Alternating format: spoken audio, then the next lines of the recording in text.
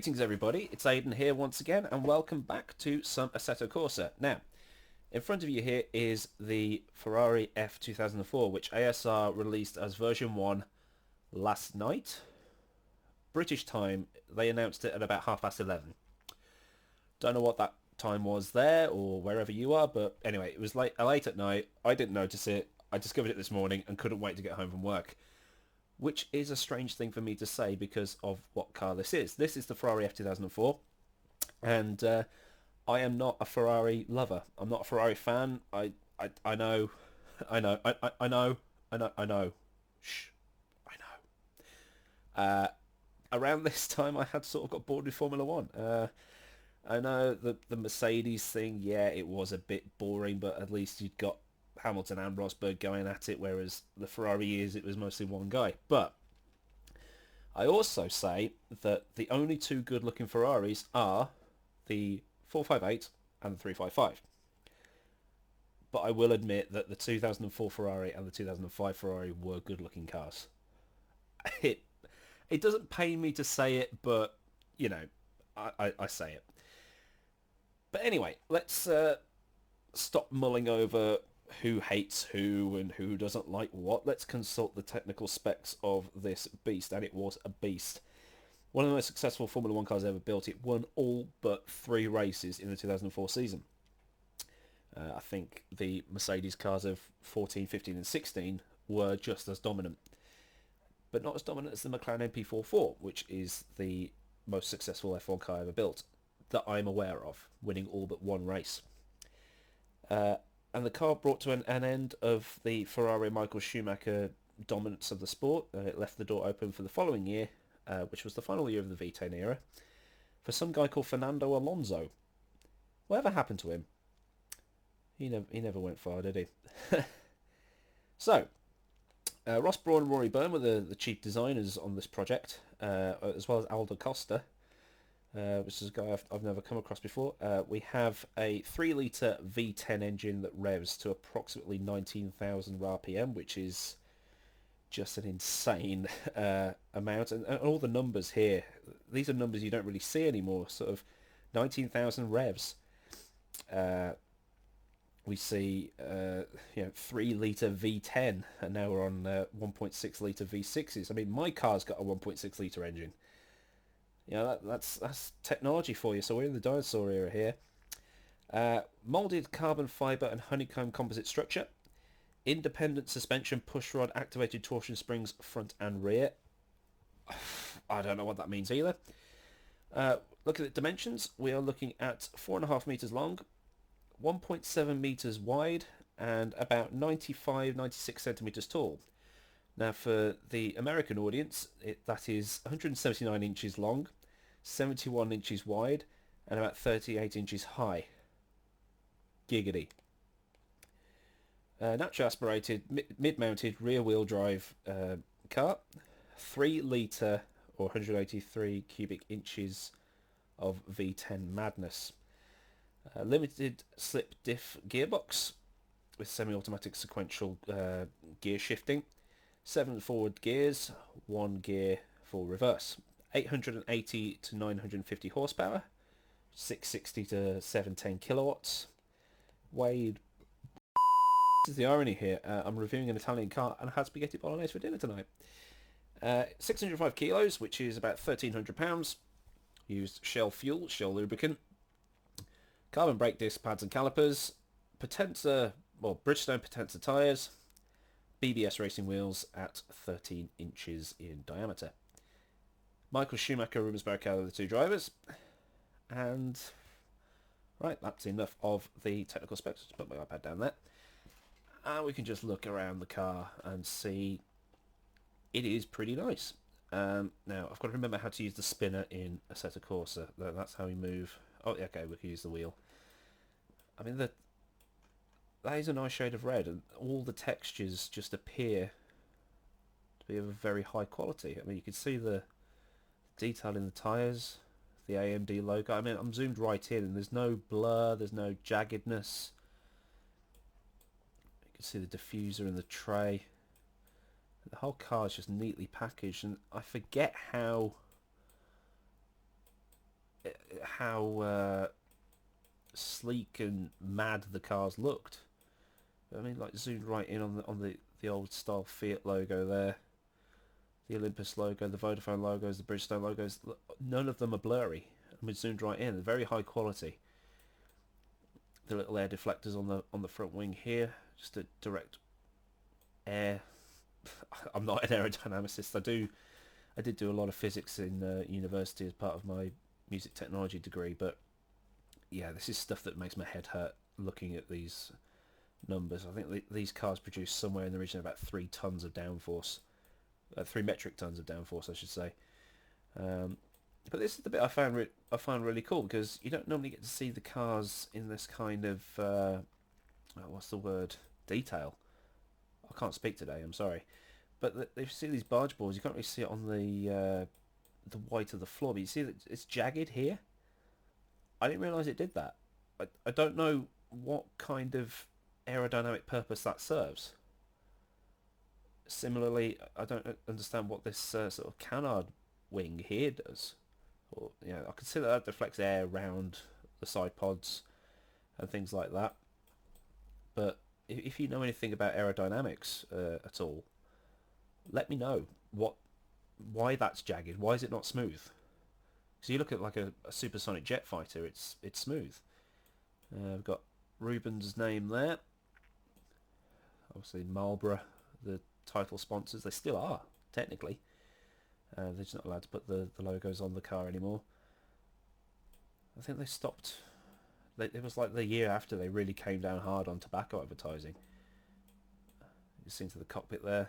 See small details like the AMD logo on top of the excuse me, on top of the steering wheel, Momo brand there. Engine cut off. I didn't realise that's actually a button. And here as well. That's a button. I didn't know that until I think it was Bahrain this year when Vettel pushed the button down to put the car into neutral when his engine gave up. But again, textures. Now Ferrari Man 601 knows how to get into the cockpit, but I don't. How do we... yeah. There we go. We can get in the car. I've never done this before. Ooh, this is swanky. That is a huge steering wheel. I didn't realise how big it was. Can we zoom in and out? No. Can we look around a little bit better? Is my mouse shit? Yes, my mouse is shit. But there's the webbing on the seat belts. I'm assuming that lever on the right hand side there is for brake bias adjustment. Schedoni from Modena. I'm guessing they made the... my Italian is terrible. I did Spanish in school, so I do apologise. But yeah, so what I'm going to do is I'm going to take this to a track. I'm just going to choose a random track. I don't know where I'm actually going yet. And this is, as the title of the video suggests, my first ever drive in a Ferrari. I've been racing in video games, simulators, whatever you want to call them, since probably about the mid to late 90s, and I have never driven a Ferrari. So this is new. This is big for me. So thank you for staying with me this far. Let's get onto a track and have some fun. So I will see you in a second. Okay, welcome to Jerez in sunny Spain. So what I'm going to do here is I'm just going to take some of this fuel out just to have a little bit of silence before we get on with things. So traction control, I'm going to set that to 2 because I just think that'd be, well, that's a lot of downforce. I'll leave all of this the same. We'll pop some fuel in because we're not going to go anywhere without fuel. We'll put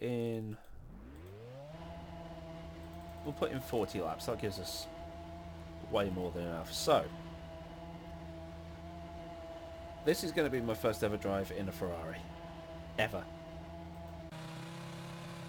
So let me get rid of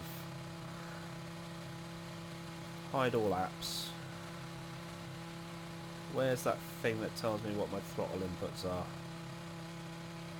It's there somewhere, isn't it? Where is it?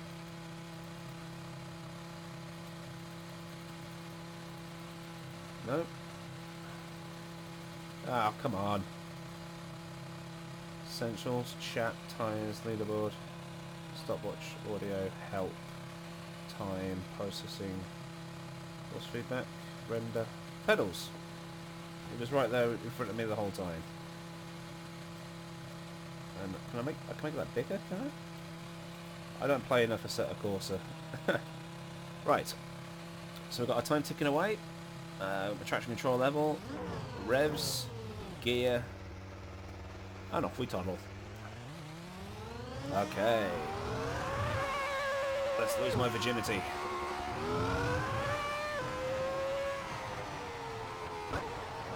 So, Jerez. Good little test track, I find. And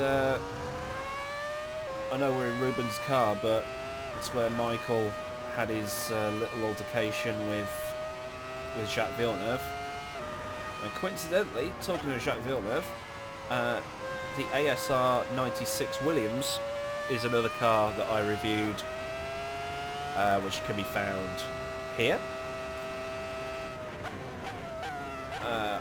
I love that car once it was set up properly, and I hope this is just as good, because I'm trying to give you an impartial review of this, even though I said I'm not that much of a Ferrari fan. I'm trying to be as honest as possible here, and I do love the bloom on the lights of the dashboard. They are cool. Just trying to get some heat into the tyres and the brakes.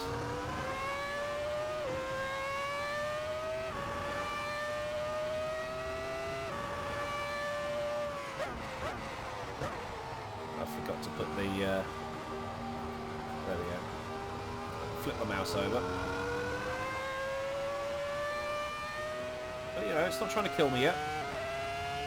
It's taking it at a leisurely pace. Not even got flat on the brakes yet, or flat on the throttle. Just trying to find out what makes this car tick. And I know from watching some other videos that ASR's cars tend to be a bit understeery, so I've got to take that into consideration.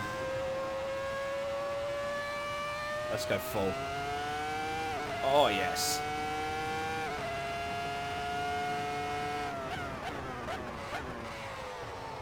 Okay, that's not the braking point for that corner. And I don't need to be careful on the throttle either. I can just stamp on it because I've got traction control.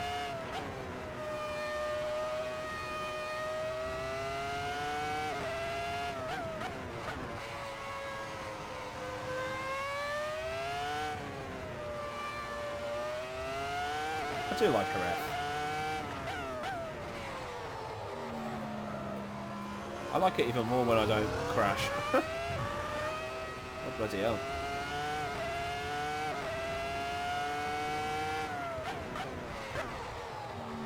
I haven't even got it into 7th gear yet. Let's try here. That noise though.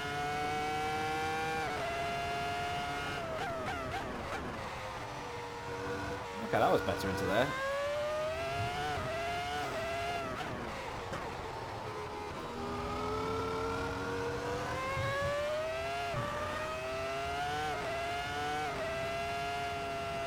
I reckon with the right setup twigs that can be taken flat.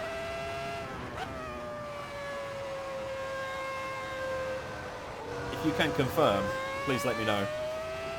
Let me know if that can be taken flat.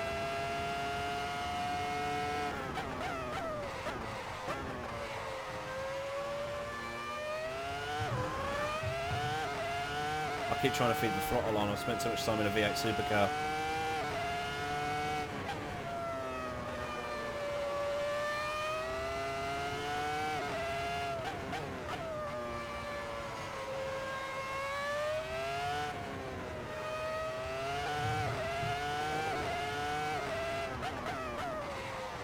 Oops, a bit too deep.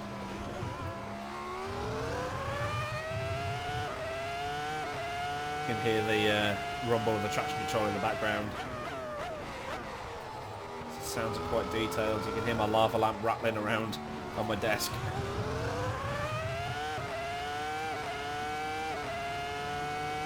But I'm making mistakes and it's not humiliating me for them.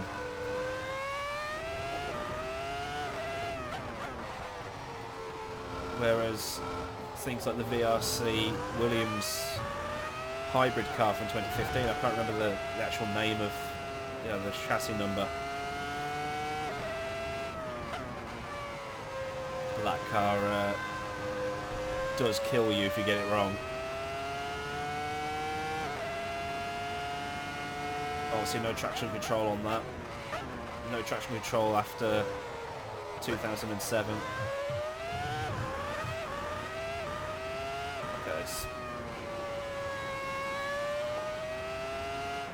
I've just noticed, ASR, if you're watching, my delta is where my water temperature is, and my water temperature is where my delta should be. So that's something you might want to fix. Other than that, I can't really pick a fault in this car. I know that the default setup is a bit understeery, that's fine.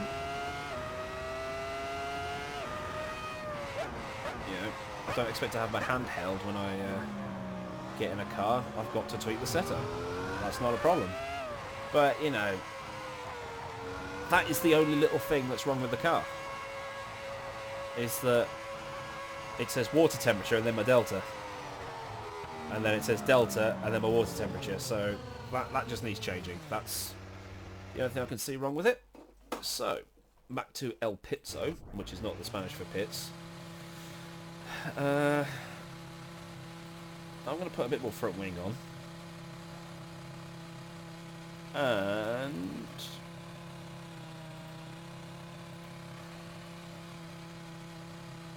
now I'm going to soften the anti-roll bar a couple of clicks. Just for now. And then dampers. See, I don't know anything about that. I'm just going to leave it like that. And we'll see how that works. Because the thing about the... I don't want to keep banging on about it, but it says Delta. It's like 73. Why is it saying 73? Ah, right. Okay, I see how this is working. But anyway. It's not like it's a huge thing. Because I'm not looking at it, in all honesty.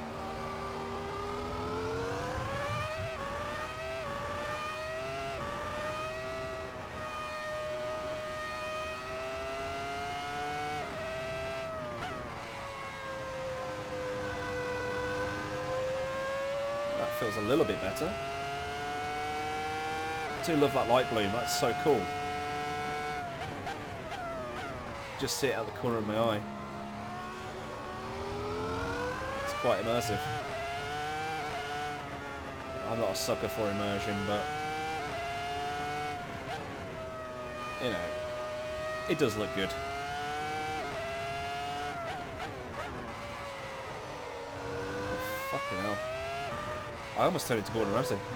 Fuck me.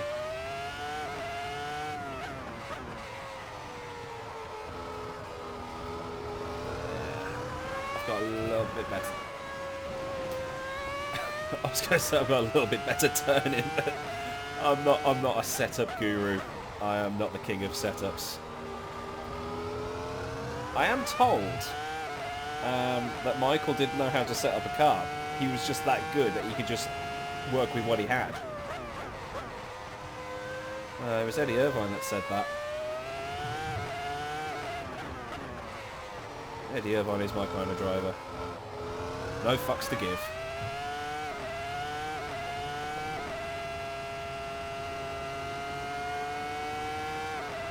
That was almost flat through there.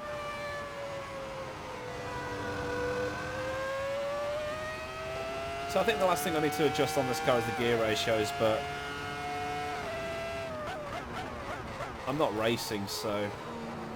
And the only reason I plucked it into 7th there is because I wanted to see what the engine braking was like. I do like to use the engine braking. Probably knackers the gearbox doing that, but... You know, it's not programmed into Assetto Corsa that I'm aware of, so...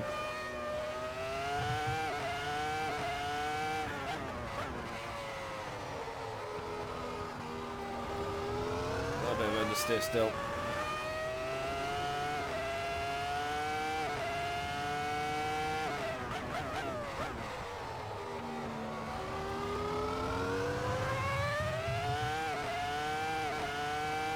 And again, I'm so used to driving hybrid Formula 1 cars in the last few weeks that I'm short shifting. Don't need to short shift.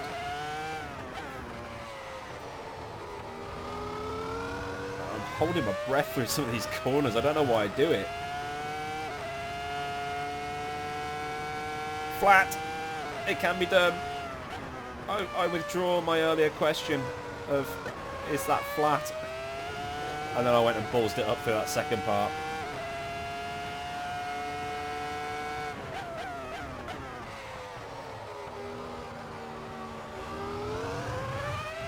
And because I've got traction control, I can just stamp on the pedal. I can't remember if they had launch control.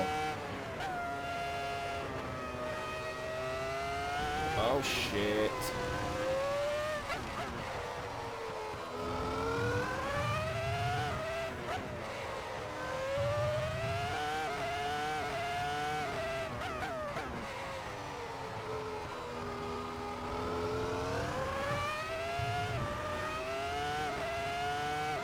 That's what I like about Assetto Corsa as well, is when you get dirt on the tyres, not only does it show on in the actual graphics, but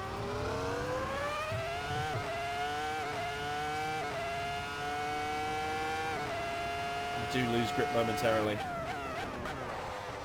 Oh, lock up.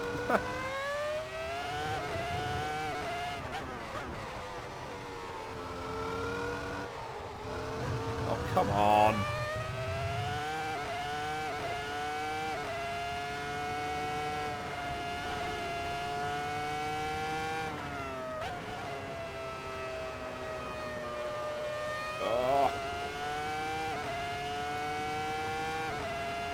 So we can make some time up.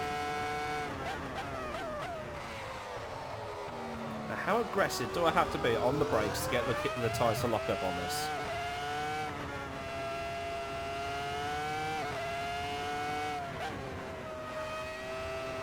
We'll try into turn 1.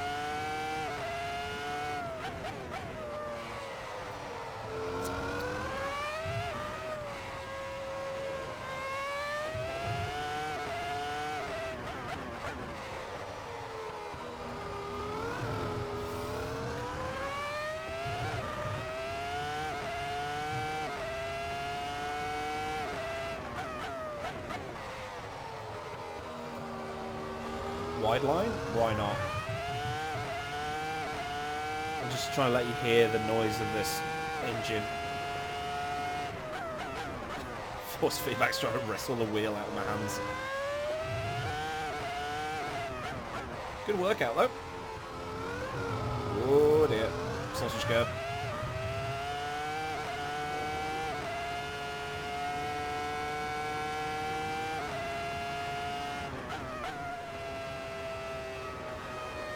No! Oh, I almost had that.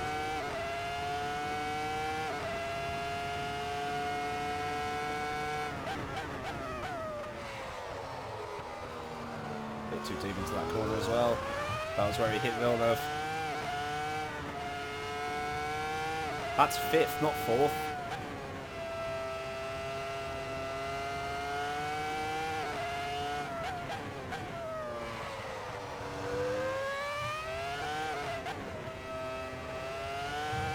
Whoa! Okay. Traction control isn't invincible. If you get what I mean. Oh, no, now it's punished me. Alright, back to the pits. So, let's... I'm going to put on another click of front wing, and then we'll cook a rear wing. Let's have a play quickly with these gears, because I want to see. Well, that didn't work well at all.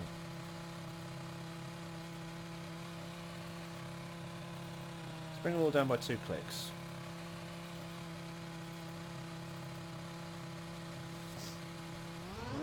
This is going to go horribly wrong, I can tell.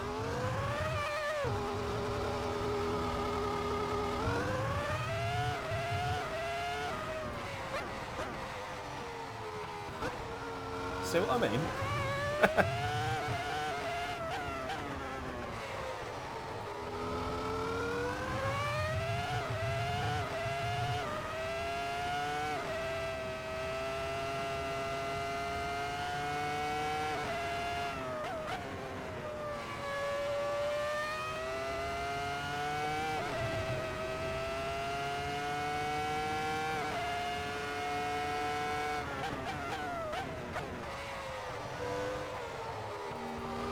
Actually, maybe I wasn't an idiot after all. Well, this is a happy accident. Or maybe I'm getting too ahead of myself again.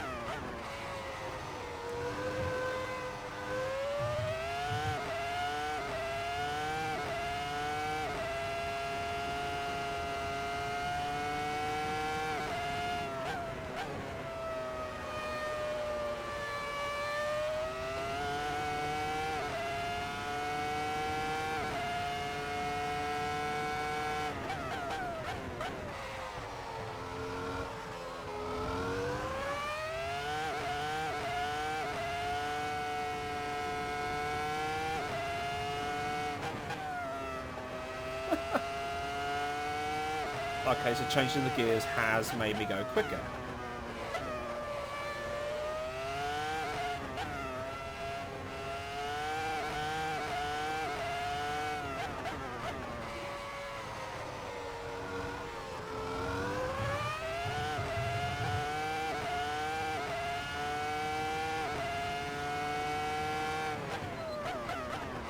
Oopsie daisy.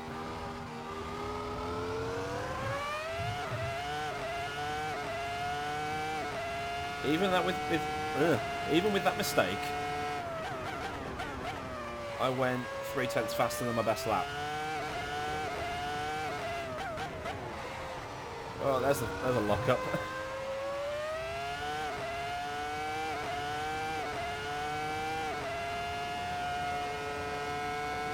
Flat.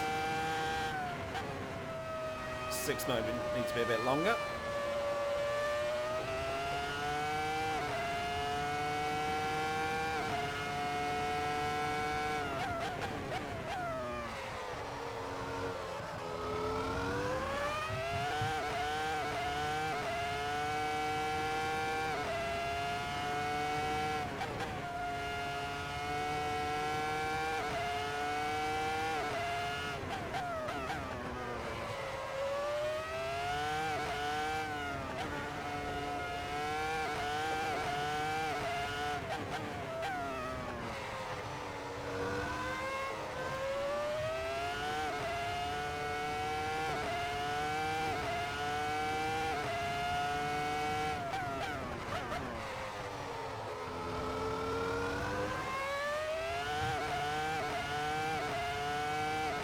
Wow. 1.5 seconds faster just from changing the gears. Bloody hell. This car is a monster. I will sit here and admit that. Got no problem with admitting that. So, I'm going to take this thing back to the pits, and I will put in the external shot so you can hear this glorious V10 power machine thing, whatever you want to call it. If you enjoyed this video, be sure to give it a thumbs up, and if you really enjoyed it, I'll be very grateful if you were to subscribe, because I'm not far away from hitting 10 subscribers, which, you know, is a lot for a relatively new upstart like myself. So until next time, I've been Adam Maud, and I will see you for the next video very soon. So until then, take care, goodbye.